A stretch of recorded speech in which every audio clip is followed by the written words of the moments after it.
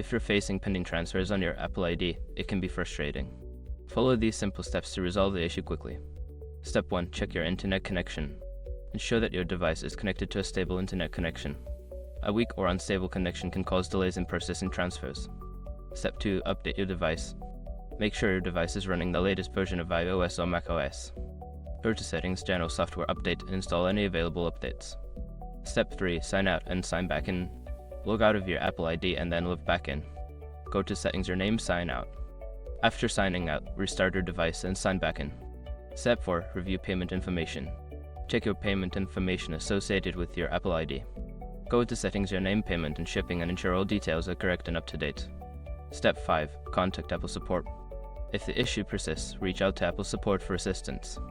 You can do this through the Apple Support app or by visiting the Apple Support website. By following these steps, you should be able to resolve any pending transfers on your Apple ID.